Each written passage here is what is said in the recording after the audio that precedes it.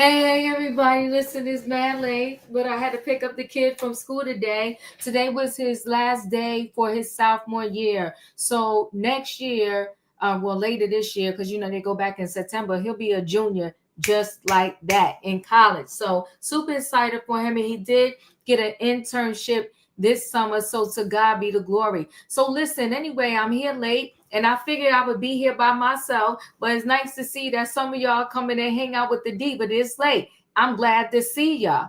So listen, there's a lot of content creators that are actually at the Diddy trial.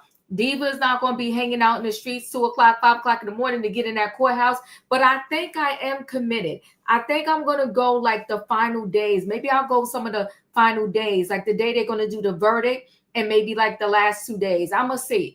Maybe I will do that. But in the meantime, I've been listening to some of the content creators that are out there. I know Mims is out there, Armand Wiggins, Tisa Tells, but I listened to Armand Wiggins today because he's very animated. So I listened to his recap of the Diddy trial. And, according to Armand, today was a win for the defense.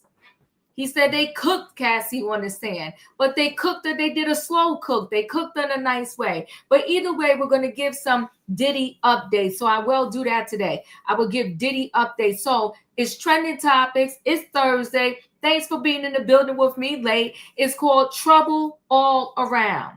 Trouble All Around. So the Diddy updates, and part of the updates is that's why I didn't think he was going to last that long in jail. This man is highly addicted. Cassie said in 2012, I think it was, he OD'd.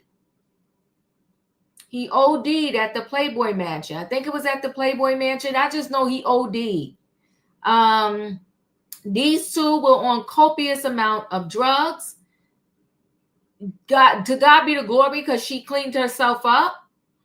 And Diddy seemed to still be in the throes of his addiction up until when he went in jail. I don't know how he's surviving in jail without it. I don't know if they got a rehab program or what it is, but he's surviving. So we'll talk about the Diddy updates. And then, Smokey Robinson. We talked last week that Smokey was charged with, not charged. Let me take that back. Smokey was accused by 4 ex-housekeepers. They accused Smokey of violating them. I say it the nicest way I can. They accused Smokey of violating them. They all filed their civil suit with the same lawyer as Jane Doe's. Well, and the question we always ask, and most people ask, is why not criminal charges? Well, 3 of them filed a police report. So now there is a criminal investigation on Smokey. Smokey is 85 years old. Imagine at 85, imagine if he was your grandfather, your father, your uncle. At 85, he's being accused of the unthinkable. And now there are criminal charges. Well, it's a criminal investigation. That's the way they put it. I guess they didn't do charges yet. They're investigating to see if they're going to charge him. Imagine at 85. So then the last story, and I should be able to get through all of them quick, express train, because the platform is clean. It's just me here tonight. This coach, I will never ever understand when a person violates a child. I will never understand that. So this coach, 62, from Westchester, New York, Mount Vernon. Got family from Mount Vernon. Mount Vernon said he violated a 13-year-old. And you know what? These people are so stupid, but thank God they are stupid, because then they could get caught and we could charge them. The cell phone. They got messages of him saying on his cell phone what he wanted to do to the little girl. It's terrible. But listen, I'm in the building. I'm here. I'm glad some of y'all came to hang out with me. Y'all know what I need in the chat. What do I need? I need a choo-choo. All aboard, everybody. It is Thursday night trending topics, and we got stuff to talk about. We got the title is Trouble All Around. We got the Diddy Updates. Cassie was a piece of work. I still feel for her, but Cassie was a piece of work. We're going to get into it. Smokey Robinson and this coach, okay? Hold on, because somebody done joined me on the platform. Hey, in my opinion. Hey, Diva, choo-choo. Choo-choo. Well, I'm glad you joined me on the platform here. I was like, it's so late, I'm going to be solo. Wait, hold on one second. Hey, Wayne. Hey, Diva. Hey, thanks for joining the late train. Handy B, yes, I am. Yes, I am. I'm getting there, y'all. I'm almost at 40K.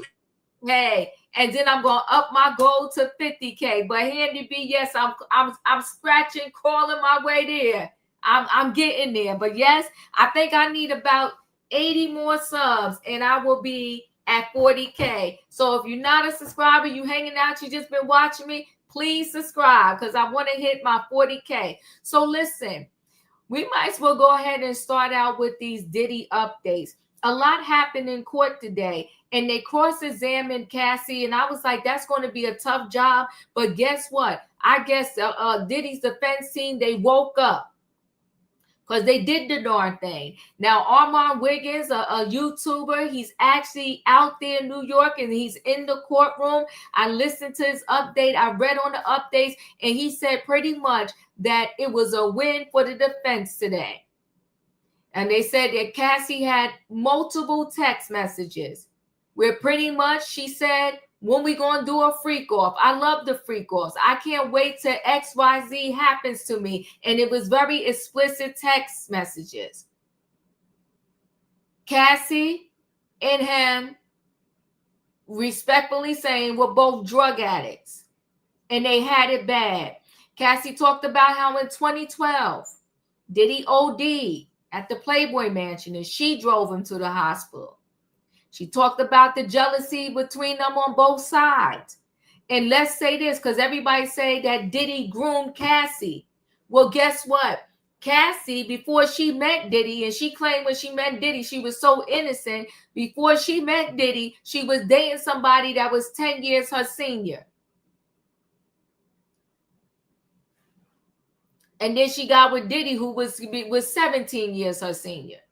So she was used to dating older men. She was used to dating men with money. She was used to having overlapping relationships.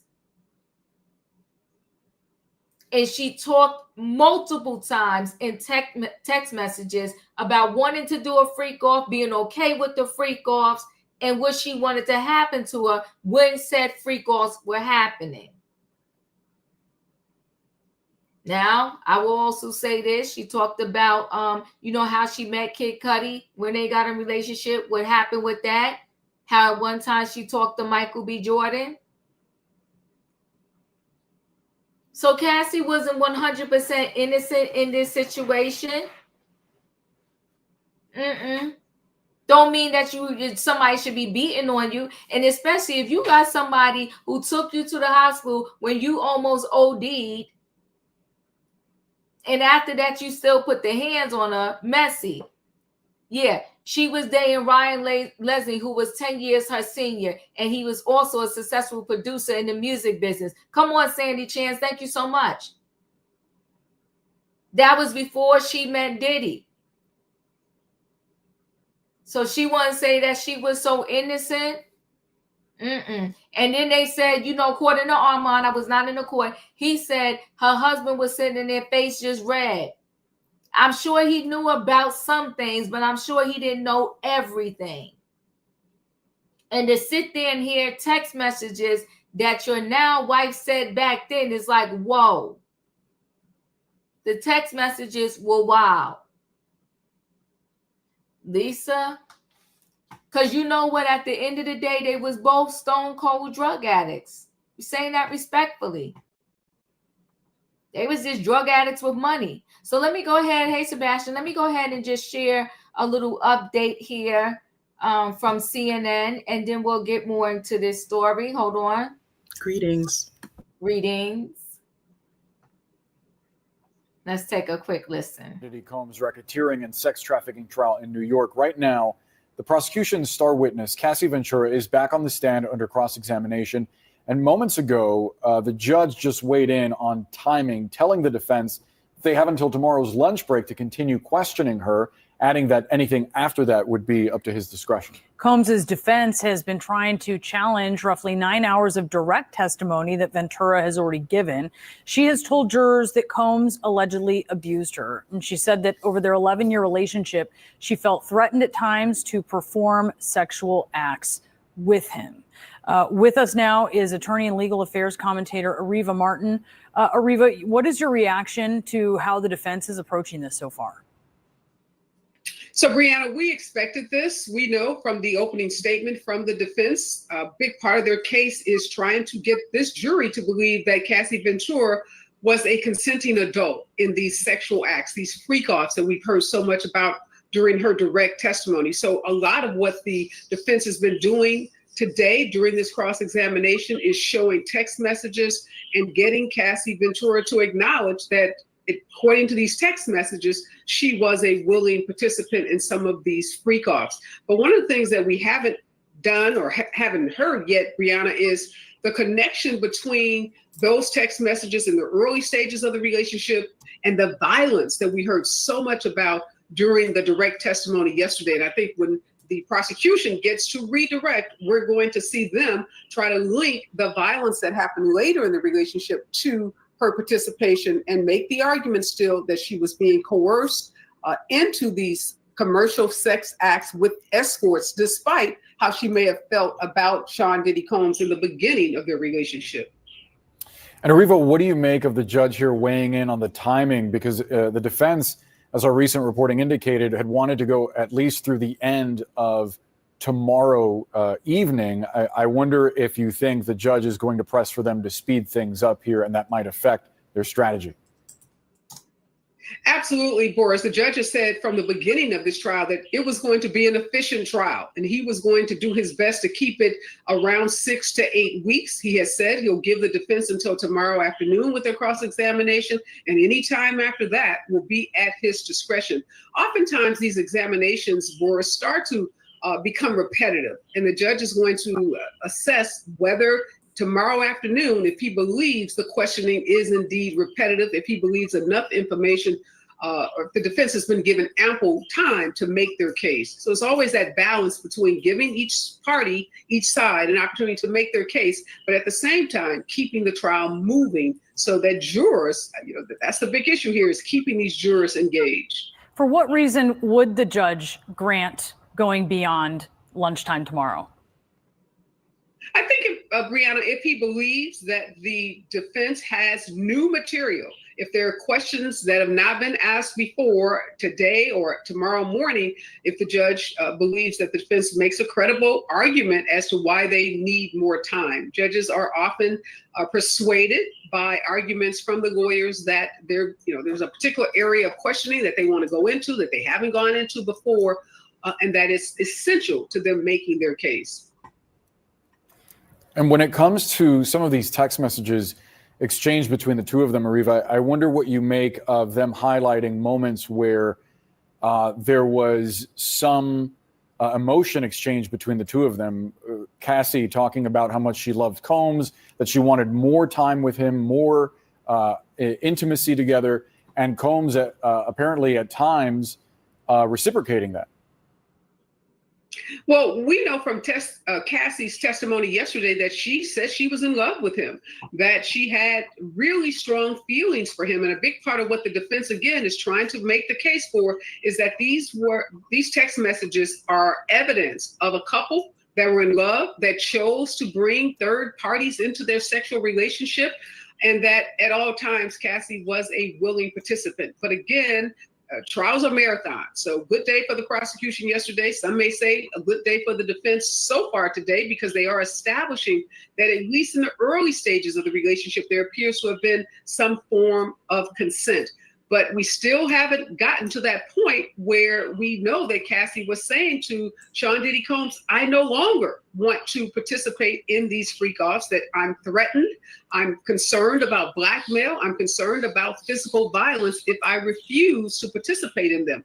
And these issues of consent, Boris, are very complicated sometimes. Obviously, someone can consent to something at one point in time, and they can withdraw that consent at a later point in time. So I think we're going to see that concept played out during redirect by the prosecution.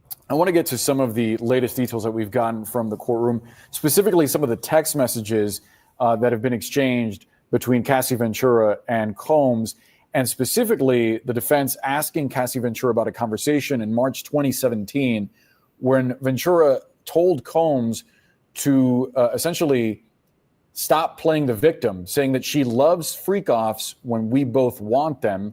And then she was asked about that text message. She said, I would say that loving freak-offs were just words at that point. Dave, I wonder what you make of the defense going through these text messages, trying to paint a picture of cohesiveness and even agreement over these sexual encounters that the prosecution is saying were coerced. I definitely think the defense has won some points because although the prosecution tried to take the sting out of some of this by showing that she may have texted Diddy that she liked freak-offs, but at some point this was force, fraud, or coercion, that it was against her will, and she was just trying to please a man she loved, an unrequited love. But still, jurors are human beings, and when they see this, they're going to cast some doubts, have some doubts in their minds over whether this was consensual. Now, the prosecution gets a chance to rehabilitate the witness later, and that's when Cassie can say, I said what I said, but you can see by my actions, by his actions, that this wasn't consensual. I mean, he beat me up. He forced me to do things against my will. Even if I was into it at the beginning just to please him, it doesn't mean that I consented the whole way through. But, jurors are going to come at this from their own life experiences with freak-offs or something foreign, unique, weird. And if they think that Cassie at some point was part of it willingly, yeah, that's going to be really bad for the prosecution. Richard, when she says that I love our freak-offs when we both want it, when we both want it, inherent in that is that sometimes she didn't. And I wonder what the jury might think about that. Well, I think what the defense is really trying to do right now is to establish Cassie as her own agency. In other words, all of this really leads up to them establishing she is independent. She's making her own decisions. She's communicating with Sean about the relationship. She's talking in a very independent way. So they're trying to not just establish that sometimes she actually participated willingly in this, i.e. consensually, but also that she's her own person. In other words, she could have walked away at various points and not have participated. Jurors are going to be fundamentally confronted with these two different versions, these two different character portrayals of who Cassie Ventura is, and ultimately decide what it is. The complication of the relationship is a key point for the defense. Imran, notably, there was one message, and I believe we have the graphic to show it, in which Cassie Ventura is describing to Combs going back and forth in her mind with wanting and not wanting to do it, these staged sexual encounters. She said the last time was a mistake and since has made me feel a little dirty and grimy as opposed to sexual and spontaneous. It seems like jurors could see this as her perhaps initially wanting to do something with him and eventually finding out that it was not what she signed up for, right? Right, absolutely. So you're going to have to juxtapose the testimony from the prosecution on direct with what we are seeing now on cross. And if there's any question in terms of raising that reasonable doubt, whether there were some consensual times or this was just regret rather than being coerced into something that she did not want to do at the time, that's going to be something that the defense is going to want to hit home to that jury. So you see the building blocks with this cross-examination in trying to raise that reasonable doubt, taking the narrative that the prosecution was able to get out from her on direct and raising those questions in the jury's mind, ultimately saying that she was a willing participant. And if anything, there may have been some regret after the fact, but it wasn't that she was coerced or forced into any of these acts. And I think that's what the defense is trying to do here. Take it apart, the direct examination piece by piece, and we'll see that going forward. Ariva, we knew that there was a settlement, right?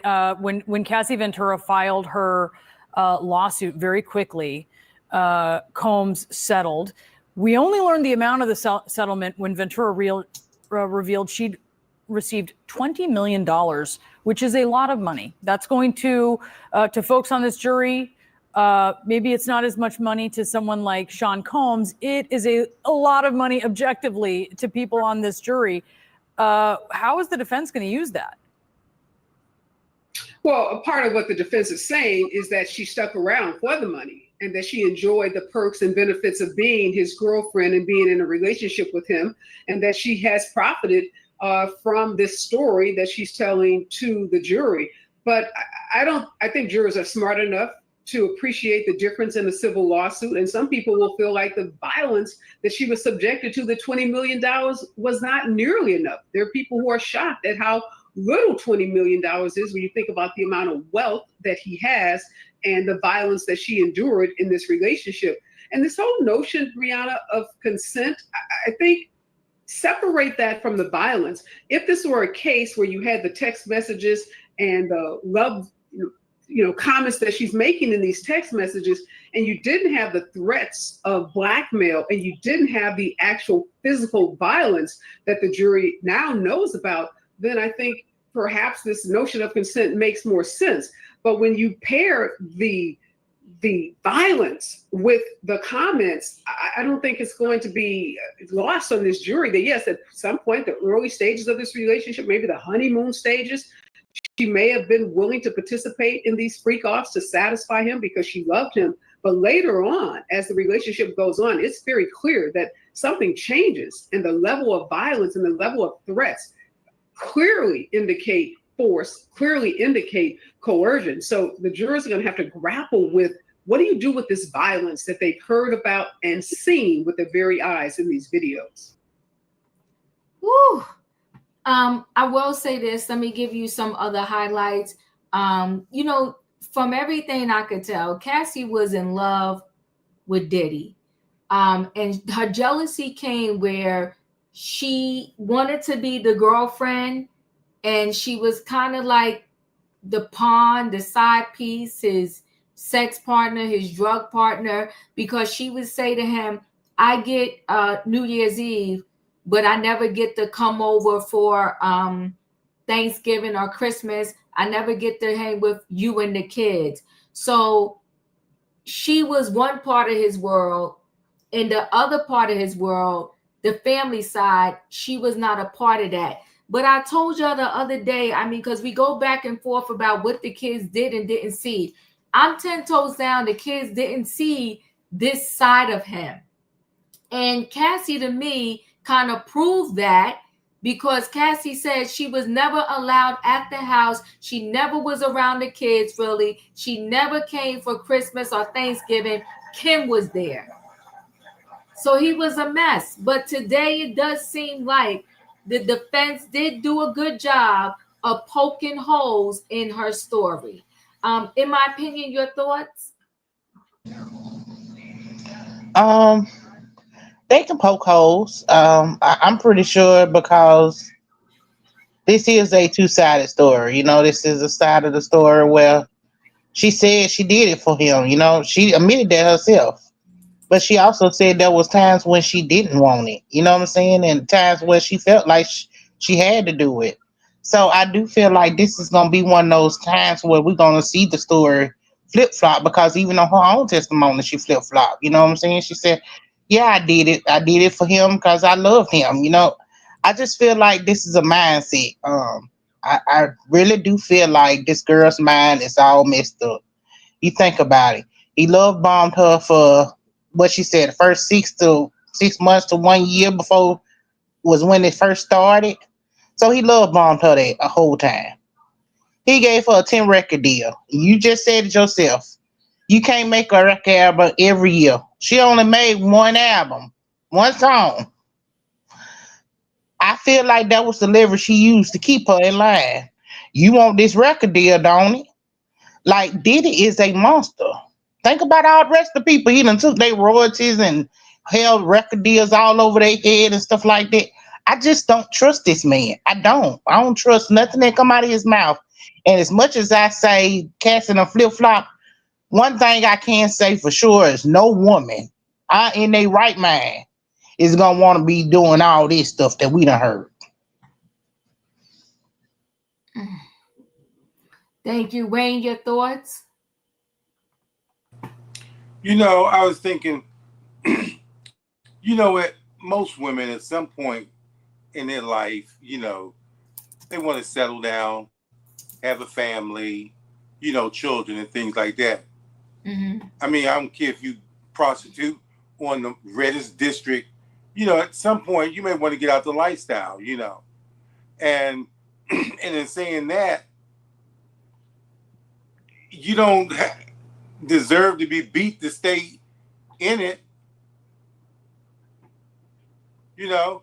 But my thing is that I'm kind of like, we already know this, you know, and I think people are going to look at it like it was consensual until it wasn't, until a beating. Everything probably been good with if it was out the beating. But my thing is that he's not on trial for that. But what I think they're trying to do, I'm not saying they don't have a real strong case because they're trying to bring out, make it look consensual. But I think they want to ingrain in these jurors' mind that the whipping she got, because that's all they talk about, you know, how he beat her. And they show that video. So when you back there deliberating, you got that he's a monster. Now, the monster don't have nothing to do with the RICO, I don't think, all that stuff. But I think they want it engraved in their mind, that part. So when they go to deliberate on whether he's guilty or not guilty, they may be swayed by what they saw in the videos and what they heard about the beating she endured. That's all I got. Oh, thank you. Julius, your thoughts? Ooh, this is getting messy and more messy. I mean, the defense has to do their job at poking holes in her story. Even though we may not like Diddy, he does have representation to defend him. Cassie is somewhat of a flip-flopper, but I do want to say that I wish she was more concise, I can say. But yeah. Sebastian, your thoughts? Well, hello everyone. How are you guys tonight? I love each and every single one of you. I just want to start this off. Uh-oh. So let me make this clear. Cassie deserves grace and mercy. She deserves grace and mercy. She's pregnant. She's here, pregnant, and a baby could pop out at any second. While she's going through this whole stressful thing, that child could come out. She deserves mercy. But now we have to be for real. We are watching history unfold with this P. Diddy RICO case. And while the spotlight it's focused on power, corruption, and years of silence, Cassie isn't here to entertain anyone. She's not doing interviews. She's not asking for fame. She was subpoenaed. She's legally forced to be here. If she's not forced to be here, if she's not here, they will put her in a jail cell. She probably did. She most likely did not want to come here. She most likely did not want to reopen the darkest chapter of her life in front of the whole world. But now that she's here, we have to listen. I've seen so many people are calling her bitter, saying she's just jealous. She has jealousy. This is all over Twitter and everything. The truth is, this isn't about any of that jealousy. This is about survival. Cassie was in a relationship with this man who allegedly had who had total control over her, allegedly, physically, emotionally, mentally, and probably financially too. And now she's up here in a federal trial talking about a relationship that ended a couple years ago. Now she already has a child, and I think she already has a child, and she's having another one right now. And she has to stay here and testify in front of this man, in front of her current husband too. This is the most harshest thing ever. It's like going on imagine having test anxiety and going to take a test. Basically, this is what it is for her right now. To watch the man who brought happiness into her life, and to watch the man to talk about the man who brought nothing but hell to her life. It's insane. It's insane. And we must not forget, you did mention that we did mention that she probably that P. Diddy and her, yeah, they engaged in substances allegedly, but she was battling with some demons. We don't have to say allegedly, because she said it on the stand, and she said he had OD too. So that part we don't have to say allegedly. And his own lawyer said that, you know, he's drug addict. And Sandy Chance, I'm gonna let you finish, Sebastian, in a minute. I do think she's still in love with Diddy. I don't think she wanted this to go this far. I think she just wanted her money.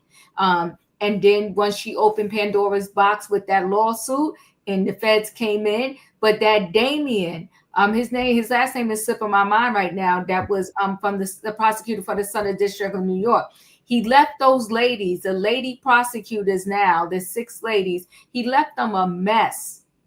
Because if they had any strong evidence, but I've been telling y'all that from the beginning, if they had strong evidence on this whole racketeering piece and all of that, they wouldn't be spending days, in my opinion, on this, you know, domestic violence situation. Because that's all they're showing us right now is domestic violence, but that's not what he's charged with.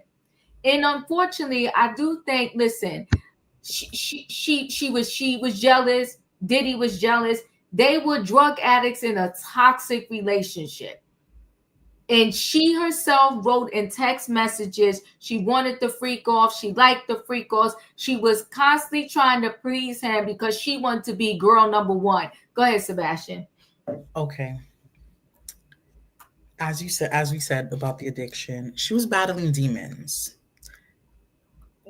A lot of people turn to addiction is a real thing when people are battling with demons. It does not necessarily have to go through with substances. It can go with anything.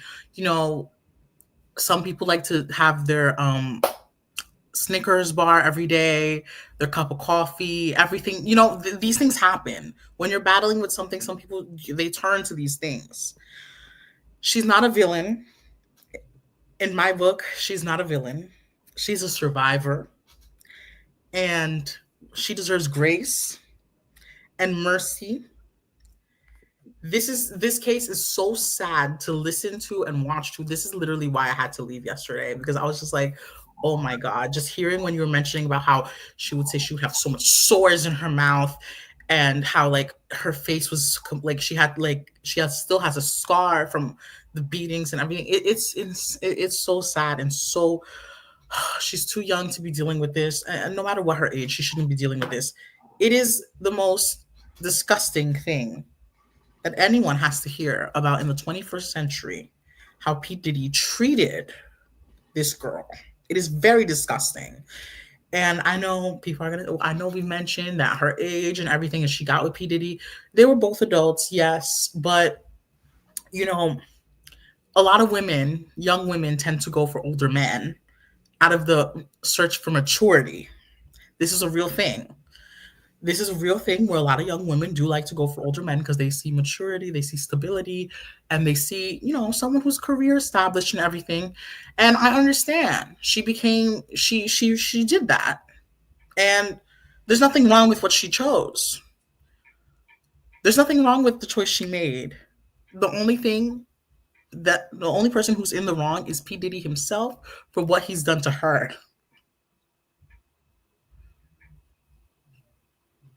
Because he's the one who has the money. He's the one who has the resources. He's the one who controlled her, manipulated her into all of this. She's a young girl who, yeah, when you're young, you make that's the whole point of being young. Just we make dumb choices. No, but you know what though? There's consequences to your choices, whether you're young or old. There are teenagers behind bars right now because they make the wrong choices. No, you listen. This thing of we have got to be responsible for the choices that we make.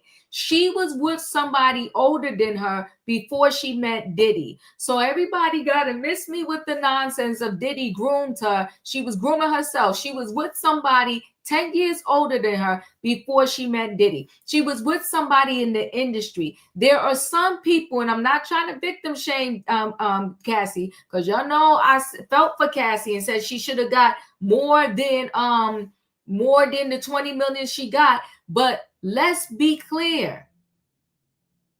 She was looking for the money way before she met Diddy.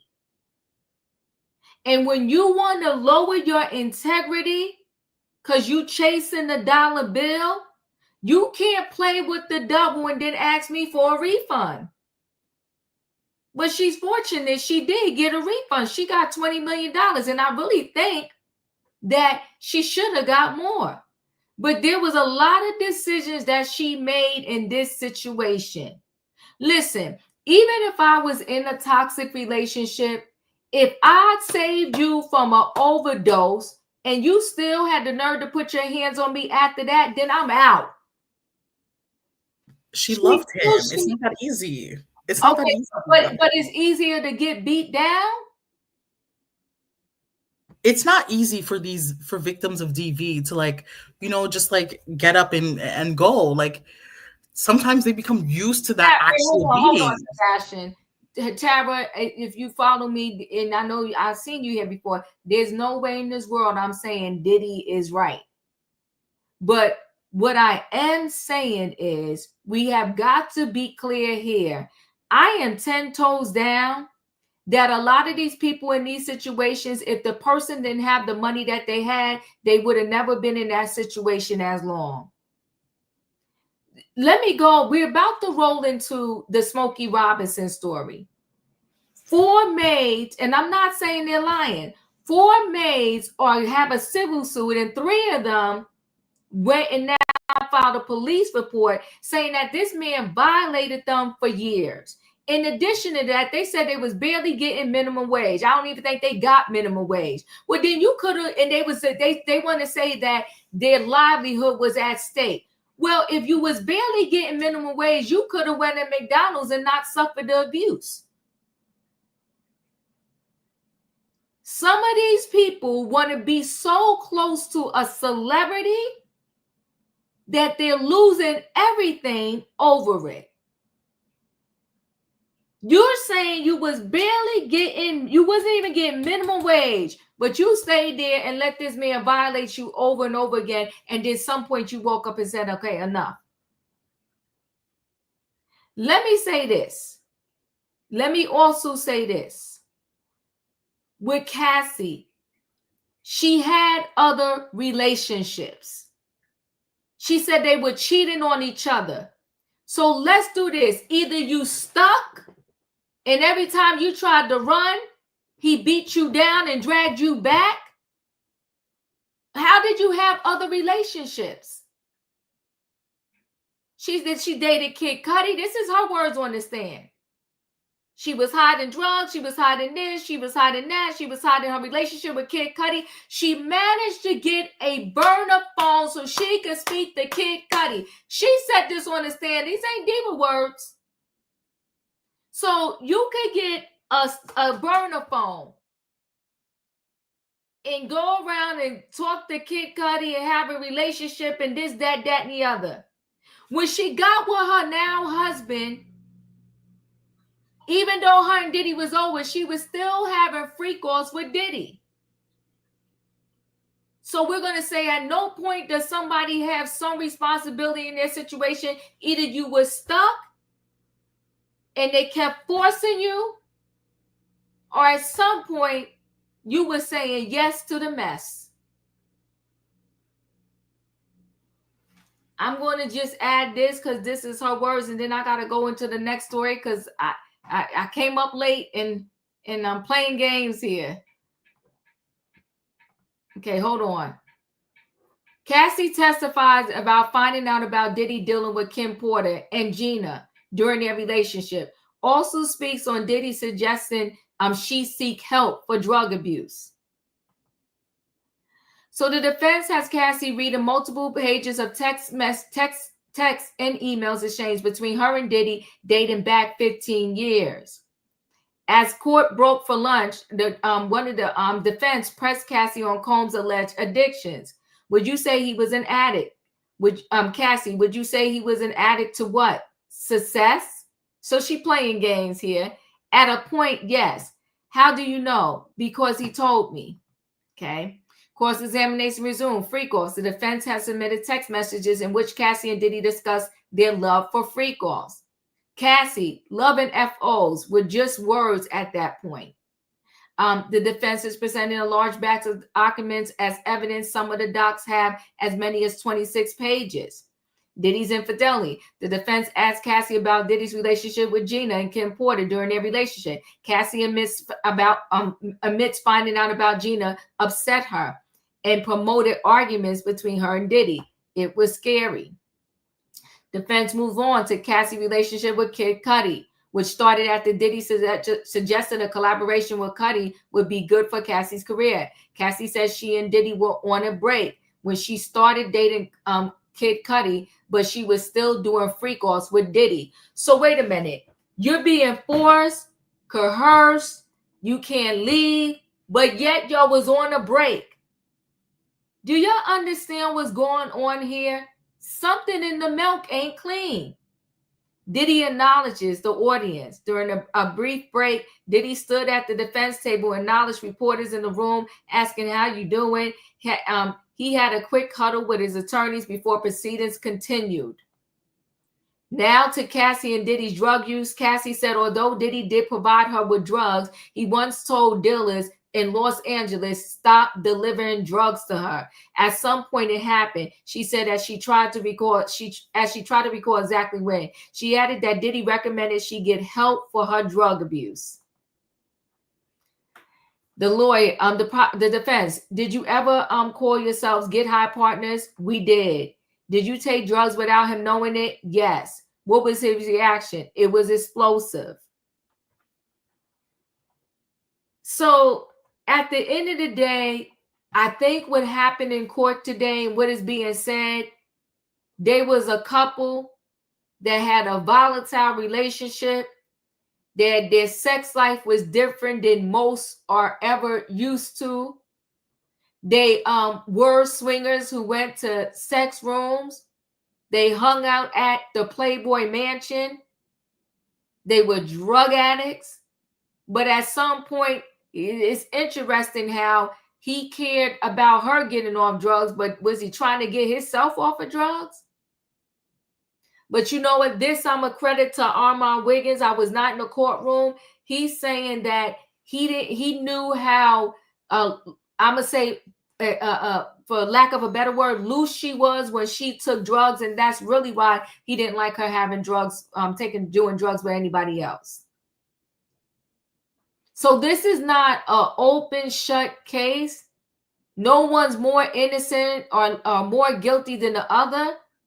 They were a messy, volatile couple. And on top of that, they was both drug addicts. Let me go ahead and roll into the next story. We're going to talk about where am I going? Smokey Robinson.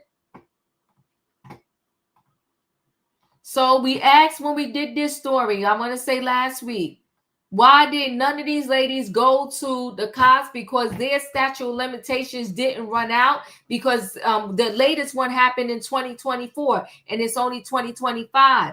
Well, 3 of them went and filed a police report. So Smokey Robinson criminal investigation launched at the alleged victims filed police reports. So Smokey Robinson attorney Christopher Frost tells TMZ, we are aware that a police report has now been filed by plaintiffs in a civil lawsuit. It is clear to us what is happening here. Plaintiffs filed a report only after they filed a $50 million lawsuit. This means only that the police are now required to investigate. We welcome that investigation, which involves plaintiffs who continue to hide their identities, because exposure to the truth is a powerful thing. He adds, we feel confident that a determination will be made that Mr. Robinson did nothing wrong, and that this is a desperate attempt to prejudice public opinion and make even more of a media circus that the plaintiffs were previously able to create. The record will ultimately demonstrate that this is nothing more than a manufactured lawsuit intended to tarnish the good names of Smokey and Frances Robinson for no other reason than unadulterated, avarice. Smokey Robinson is now the subject of the Los Angeles County Sheriff's Department investigation after multiple women came forward and filed police reports alleging sexual assault. Law enforcement sources tell TMZ 3 alleged victims, all female, filed police reports against Smokey on Friday with the Sheriff's Department. The department's Special Victims Unit has opened a criminal investigation into the claims. We're told the investigation is in its early stages. Our sources say investigators will reach out to Smokey to try to speak to him about all the allegations made against him in these police reports. John Harris and Herbert Hayden, the attorneys representing the 3 women, tell us they are pleased to learn that the LA County Sheriff's Department has opened a criminal investigation into our client's claims of sexual assault against Smokey Robinson. Our clients intend to fully cooperate with the police department ongoing investigation in the pursuit of seeking justice for themselves and others that may have been similarly assaulted by Smokey Robinson. As you know, for Jane Does, all of whom claim they used to work as housekeepers for Smokey, filed a lawsuit against the star earlier this month, alleging sexual battery, assault, false imprisonment, and gender violence, seeking millions in damages. In the lawsuit, the 4 accusers claimed they were sexually assaulted by Robinson multiple times. All of them claim Smokey would call them into the bedroom or other places while his wife was away from the house, where he would then force himself upon them. Smokey attorney called the civil suits an attempt to extract money from an 85-year-old American icon and called all of the allegations totally false. They reached out to Smokey's team. No word back yet. In my opinion, your thoughts? Well, I'm glad we got a police report. And I look forward to this investigation because, I don't know. Thank you. In my opinion, Wayne, your thoughts? Yeah, I don't really have much on this because this is his word against theirs, and it happened like over a span like several years. So they had to go back and get all this information. So I just said their word against his. That's it. Thank you. Julius, your thoughts? Let's let the investigation play out. And then that way we can have more adequate info. I'm not discrediting the women, but I just want to caution folk. Let's let the investigation play out so that way we can have the facts and not a whole bunch of friction. Sebastian? I agree with everyone saying let's let the investigation come out, but there's a lot of rumors going out that these women were undocumented, which is probably one of the reasons as to why they had to be more, careful before they would start reporting and certain things. It's also probably most likely one of the reasons why they had to stay. A lot of undocumented individuals stay in toxic work environments because it's not that easy to go find another one. It's not that easy to go find another job, or the fear of them being reported to USCIS ICE, that could get sent back home, they won't do it. So this is something that there's a lot that goes into play here. If this is true that they were undocumented, they deserve compassion and mercy. And I really hope this investigation reveals all these things. All right, well, we're going to stay connected to the Smokey Robinson story. This last story is pretty sad and pretty sick at the same time. A 62-year-old coach violates a 13-year-old. Thank God, because he had messages in his phone. They was able to catch him. It's just so sad that this stuff just seems to happen over and over and over again. So youth basketball coach 62 charged with grievous sexual acts against a girl under 13, New York prosecutors state.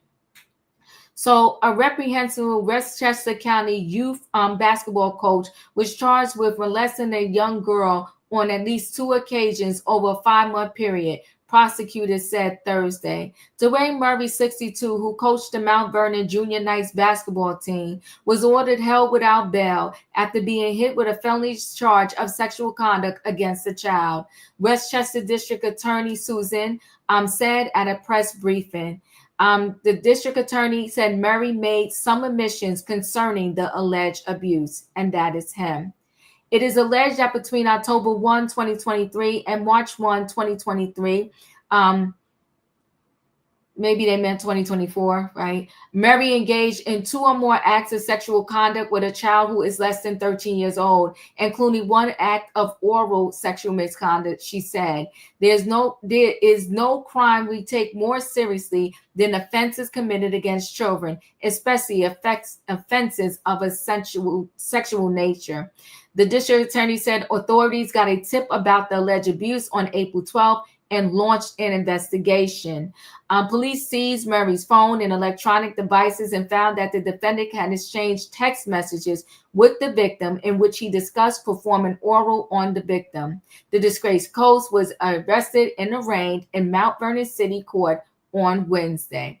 The shocking arrest came after Murray posted a 6-minute video on Facebook claiming the allegations were absolutely, completely false. The district attorney on Thursday would not reveal if the young victim played on Murray's team or where the alleged sexual abuse took place. The Junior Knights are part of the Suburban City Story basketball team. This is so sad. In my opinion, your thoughts?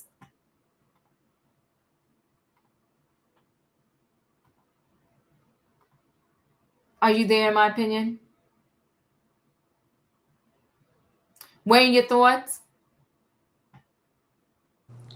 Well, I hope they have,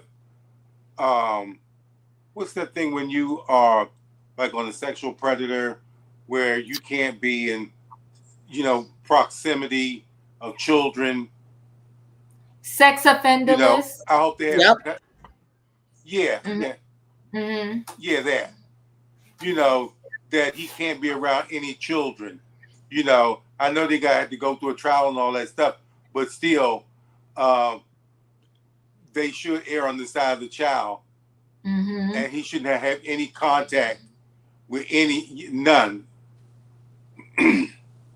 So I hope they have that in place.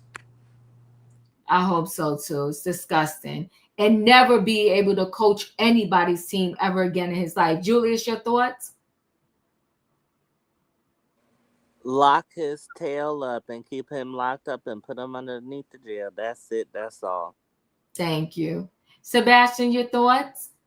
You see, this is why I say America needs to adopt similar policies as the countries in Africa and the Middle East, because this man does not even deserve a jail cell. He deserves to be unalived, period. Because this is becoming sick. I'm tired of these people who want to touch children, want to do things with children. It's sickening. And there's many psychologists who have said this. Psychologists have done a lot of studies. They don't change. They don't. Once they do it once, they most likely will do it again and again and again and again. And what do we do in the US? we just take them, we put them in jail for like what, a year or two, then they go on the list, and they just can't live near schools, they can't live near that. But that does not mean that those prevent them from ever seeing a child again, and they most likely recommit again and redo it again, and it's just become a cycle at this point. Just unalive the man, for Christ's sake. That's what I'm saying. Yep, that's it. Not unalive him. Whew. Listen, guys, I appreciate y'all for coming through for this late night train. Thank you so much for being here. Y'all know the routine. If you didn't hit that like button on the way in, hit it on the way out. I'll see you tomorrow night for Trending Topics again. Good night and goodbye, everybody. Choo, choo, beep, beep. Hit the like button. Don't cheat the diva. Choo choo beep beep. Bye bye.